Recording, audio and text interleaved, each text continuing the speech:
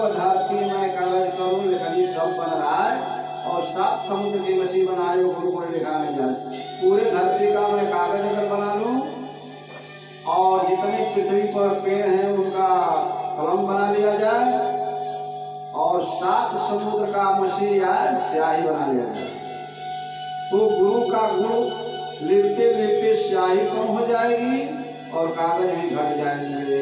गुरु को महिमा नहीं लिखी जा सकती है। गुरु ने वर्णन करता है, गुरु ने कहा है कि साच बराबर तप नहीं जोड़ बराबर पाप, जाके हृदय साच है ताके हृदय आप।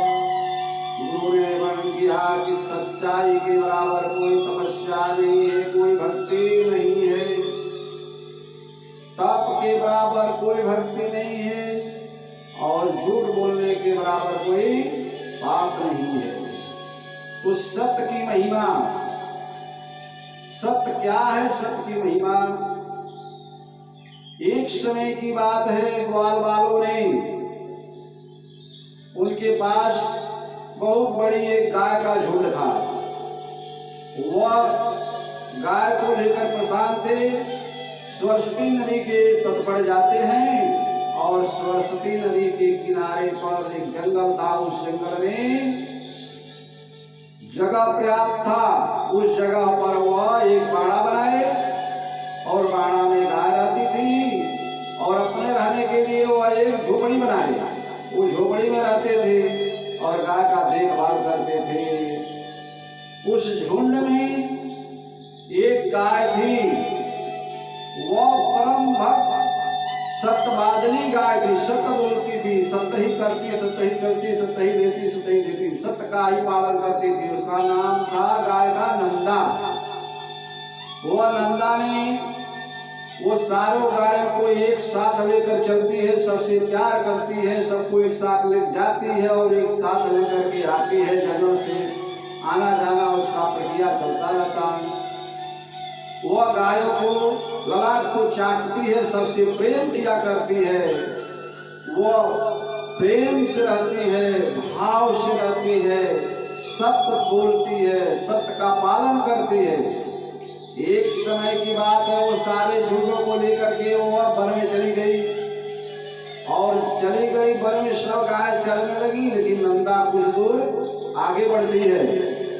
जब आगे बढ़ गई उस जंगल में एक बाघ वो मुंह बाया हुआ बैठा था। वह गाय उसके पास जाती है, उसको देख करके बड़े जोर से बाघ गरजा, कहा यहो भाग्य मेरी कि विधाता ने मुझे बैठे हुए आहार मुझे हमारे पास भेज दिया। और गायों पर वो बहुत जोर से झपटा। गाय ने लगी रोने, आंसू बहने लगा, जोरों जोरों से आंसू बहता है। बाघ जब देखता है कि गाय क्यों रोती है, कहता क्यों तुम रो रही हो, अब तुम मेरा आहार बन गई हो। तो गाय ने रोती है और बाघ से अनुनय विनय करती है, कह रही है बाघ मैं अपने लिए नहीं रोता हूँ, मैं अपने लिए नहीं रोता हूँ, मैं रो रहा हूँ कि मेरे एक बच्चा है और वो पहले ही ज्ञान का बच्चा है। वह अभी घास भी नहीं खाता है और वो केवल दूध पीकर ही रहता है। उससे मेरी ममता है। अगर आपसे अनुनय विनय कर रहा हूँ, शपथ मैं आपसे खा रहा हूँ, भगवान कसम खा रहा हूँ, प्रभु कसम खा रहा हूँ, मैं कसम खा रहा हूँ कि मुझे कुछ क्षण के लिए छुट्टी चाहिए। मैं जाकर के उस बच्चे से दूध पिलाऊंगा, उसके ललाट को मैं चाटूंगा और उसे सत्य का मार्ग बताऊंगा।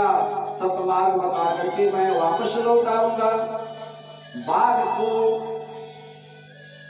नंदा का सत्य बोलने का प्रभाव पड़ता है, तो बाघ ने प्रभाव जो पड़ा तो बाघ अपना हार, उसका हार था, लेकिन बाघ उसे कह दिया कि जाओ हम देखें तुम कितना सत्यवादिनी हो, तुम्हारे अंदर कितना सत्य है, तुम कितना सत्य पवित्र की हो, तुम्हारा मैं इंतजार करूंगा।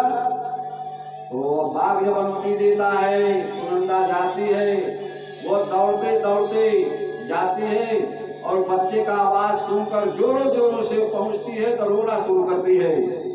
तो बच्चा जब देखता है कि माता को रोते हुए, तो बच्चा पूछता है, हे माता, तुम रोज आती हो और जाती हो, तुम बड़े प्रसन्न भाव से प्रसन्नता से आती जाती हो, आज क्या बात है, तुम जोर जोर से रो रही हो, आंसू बह रहा है। तो गाय ने बच्चे से कहते, हे बच्चा, आज तक मैं तुम्हारे पास था, तुम मुझे देखता था, आज के बाद तुम मुझे नहीं देख सकते हो, मैं क्या बात है।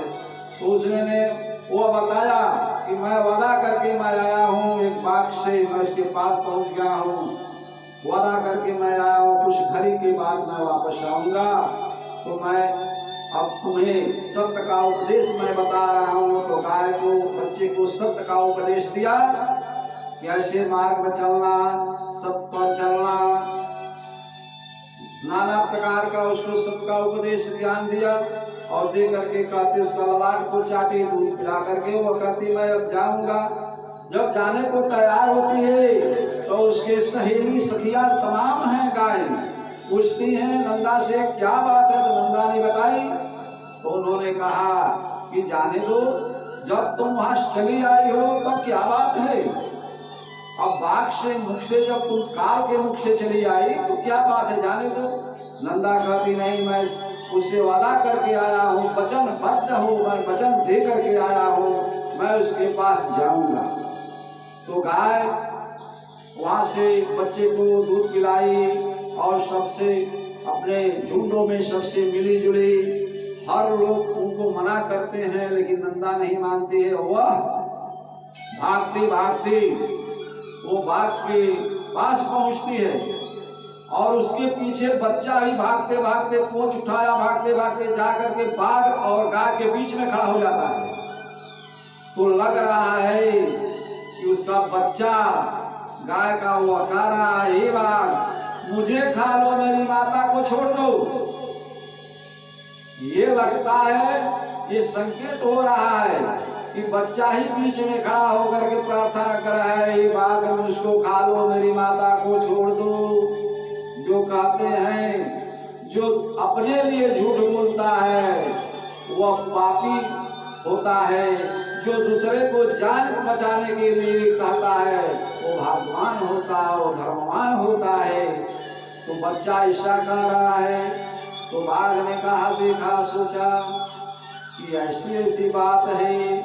तो बाघ कहता है, उसके शब्द कहा है, ये बाघ बोल रहा है, हे नंदा, मैं तुम्हारे अंदर सत्यता का इंतजार कर रहा था, तुम्हारे सत्यता का मैं देख रहा था, परीक्षा कर रहा था कि कह करके गई है आएगी कि नहीं, लेकिन तुम लौट आई। तुम्हारे सत्य बोलने से मुझे ये प्रभाव हो रहा है, अब हम तुम्हें नहीं खाएंगे, तुम मेरी बहन हो गई और ये बच्चा मेरा भंजा हो गया। लेकिन ये नंदा, ये बताओ मुझे सत्य कथा का उपदेश करो। तो नंदा ने कही है कि आज से तुम जो है, तुम बाघ हो, जीव को खाया करते हो, जीव को मारते हो, खाते हो, पाप ही करते हो, तो आज से तुम हमारी बात को मान लो, तो सत्य उपदेश मैं बताऊंगा, सत्य की महिमा मैं बताऊंगा। तो कहा ठीक है, कहो। तो नंदा ने कहा, हे बाघ, जो आज से यह तुम काम अपना छोड़ दो, जो अभय दान देता है उसके बराबर कोई भक्ति नहीं होती है। अभय दान जो देता है उसके बराबर भक्ति नहीं है। आज से तुम सारे जीवों को छोड़ दो, तुम अभय दान कर दो, किसी के मत खाओ, अभय दान कर दो।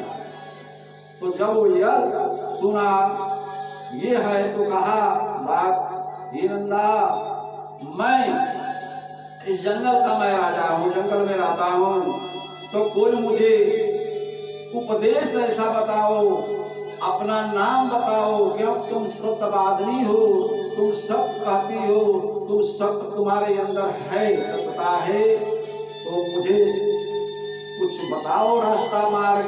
तो वह गाय ने कही है नंदा कि तुम अभयदान किया करो, किसी को मारो नहीं। वो नंद उसके सत्य का महिमा, सत्य बोलने से सत्य का महिमा का वर्णन किया। अभय दान करना चाहिए, सत्य बोलना चाहिए, सत्य के बराबर कहिए। साच बराबर तप नहीं, झूठ बराबर पाप। जाके हृदय आप हैं, ताके हृदय साथ। जिसके हृदय में सच्चाई हो तो उसको भगवान का वास होता है। तो सत्य के बराबर कोई भक्ति नहीं होती है। तो हमने आपके पास इसीलिए चलाया है, झूठ मैं नहीं बोलूंगा। आपने मुझे कुछ क्षण के लिए छूट दिया कि मैं आपके पास मैं आ गया हूं। तो सत्य की महिमा, सत्य की महिमा का ऐसा प्रभाव हुआ, वह बाघ ने उसको अपने अगले जन्म का याद आ गया।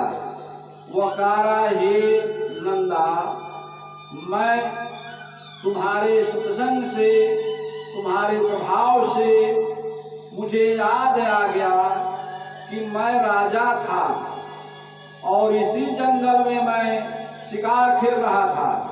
और शिकार खेल रहा था इसी जंगल में एक मृगी जो है, एक मृगी जो अपने बच्चे को दूध पिला रही थी। तो मैंने उस मृगी को मैंने बाण से मारा, वो मृगी मर गई। और मृगी मरते समय मुझे श्राप दे गई और उसके श्राप से मैं इसमें बाघ बन गया। तभी से मैं इस बाघ में जंगल में मैं रहता हूँ। अब तुम्हारे सत्संग से मुझे यह प्रभाव मेरे पर पड़ा कि मैं अगले जन्म का अपना याद आया कि मैंने गलती किया था, मैंने पाप किया था, याद आ गया। तो माता आप बतावें ये मेरा कैसे छुटकारा होगा। तो गाय ने कही है कि तुम अपना, गाय से पूछा तो अपना नाम माता बता दे। तो नंदा ने जब अपना नाम को बताया है, उस समय उसके नाम के प्रभाव से, गाय के नाम के प्रभाव से वो बाघ ने वो बाघ शरीर छोड़ करके वह राजा जिस समय शिकार खेलता था उस समय उस रूप में वहां प्रकट हो गया। तो सत्य की महिमा का ये प्रभाव हुआ। तो सत्य की महिमा जाना और वहां पर तब तक जमराज जी भगवान प्रकट होते हैं, क्योंकि नंदा के सत्यवादिनी नंदा के सत्य पर भगवान प्रकट हो गए। एकदम ये सत्य का ही पालन करती है। तो भगवान कहे ये नंदा तुम कुछ मुझसे मांग लो, तुम वर मांगो, तुम सत्य का पालन करती हो, तुम्हारे सत्य का सत्संग से प्रभाव से ये जो है बाघ का ये अपना पहले जन्म को उसे याद आया और वह बाघ शरीर तज करके वह फिर राजा के रूप में हुआ। तो नंदा ने कही हे प्रभु हम 3 बार मांगते हैं आपसे। तो प्रभु ने कहा मांगो। तो नंदा ने कहा यह स्थान जो है मेरे नाम से हो जा। सरस्वती नदी के तट पर रहती है, पहले मेरा नाम हो के तब सरस्वती नदी का नाम हो।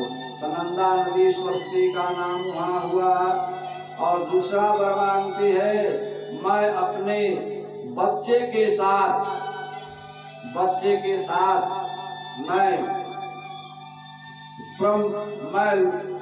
परलोक को मैं पहुंचू है यो मैं अस्त कहा। फिर कहा है तीसरा वर मांगी है यह स्थान पवित्र हो जाए, मेरे नाम से पवित्र हो जाए।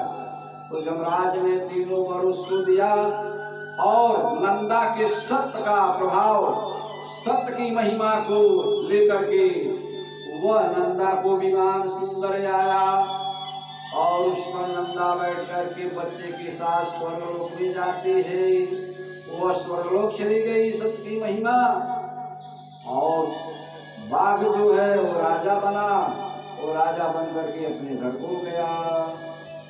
तो सत्य का महिमा का यह गुण है, संतों ने वर्णन किया कि साच बराबर तप नहीं, झूठ बराबर पाप, जाके हृदय आप साच है, ताके हृदय आप। जहाँ सच्चाई होती है वहाँ भगवान का वास होता है, जहाँ झूठ बोलता वहाँ पाप होता है।